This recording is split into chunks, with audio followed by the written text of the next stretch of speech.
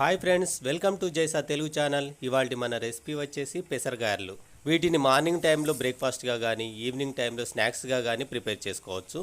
వీటి ప్రిపరేషన్ మాత్రం చాలా సింపుల్గా ఉంటుంది. ఇక టేస్ట్ విషయానికి వస్తే మాత్రం క్రిస్పీగా చాలా అంటే చాలా బాగుంటాయి. 2-3 తినాలనుకునే వాళ్ళు కూడా ఒక 10 తినంది వదిలిపెట్టరు, అంత బాగుంటాయి.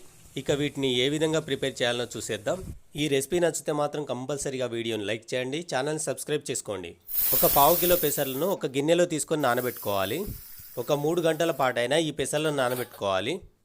పెసరగారెల ప్రిపరేషన్ కోసం మనకు కావాల్సినవి ఒక 7 లేదా 8 పచ్చిమిర్చీలు, ఒక ఉల్లిగడ్డ, ఒక చిన్న అల్లం ముక్కను ఈ విధంగా కట్ చేసుకొని పెట్టుకోవాలి. వీటన్నిటిని ఒక మిక్సీ జార్లో తీసుకోవాలి. వీటితో పాటుగా 1 టేబుల్ టీ స్పూన్ జీలకర్ర కూడా వేసుకొని గ్రైండ్ చేసుకోవాలి. కొంచెం కచాపచాగానే గ్రైండ్ చేసుకోవాలి, అప్పుడే టేస్ట్ బాగుంటుంది. గ్రైండ్ చేసిన పేస్ట్ అంతా కూడా ఒక మిక్సింగ్ బౌల్లో తీసుకొని పక్కన పెట్టుకోవాలి. ఇప్పుడు మనం నానబెట్టుకున్న పెసర్లను శుభ్రంగా కడిగేసుకోవాలి. శుభ్రంగా కడిగేసుకున్న పెసర్లను కూడా మిక్సీ జార్లో తీసుకోవాలి.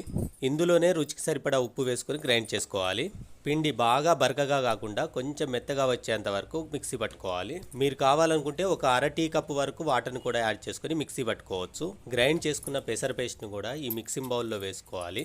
ఇందులోనే కొన్ని కరివేపాకు రెబ్బలు కూడా వేసుకొని బాగా కలుపుకోవాలి. ఇక్కడ చూశారు కదండి, మనం ముందుగా పట్టుకున్న మిర్చి పేస్టు పెసర పేస్ట్ తోటి పర్ఫెక్ట్గా మిక్స్ అయింది. ఇప్పుడు ఒక ప్యాన్లో డీప్ ఫ్రైకి సరిపడా ఆయిల్ తీసుకొని వేడి చేసుకోవాలి. ఆయిల్ బాగా వేడైన తర్వాత మనం ప్రిపేర్ చేసుకున్న పిండిలో కొంచెం పిండిని చేతిలోకి తీసుకొని ఈ విధంగా రౌండ్ షేప్లో చేసుకోవాలి. ఈ విధంగా చేసుకున్న పిండిని ఆయిల్లో వేసుకుంటే సరిపోతుంది. తడి క్లాత్ పైన కూడా ఈ విధంగా రౌండ్ షేప్లో చేసుకొని వేసుకోవచ్చు. ప్యాన్ సైజు మనం తీసుకున్న ఆయిల్కి తగ్గట్టుగా ఈ వడలను వేసుకొని కుక్ చేసుకోవాలి.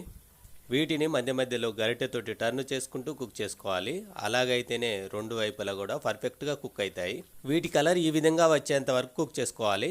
అలాగైతేనే క్రిస్పీగా చాలా టేస్టీగా ఉంటాయి. ఇప్పుడు ఆయిల్లో నుండి తీసేస్తే సరిపోతుంది.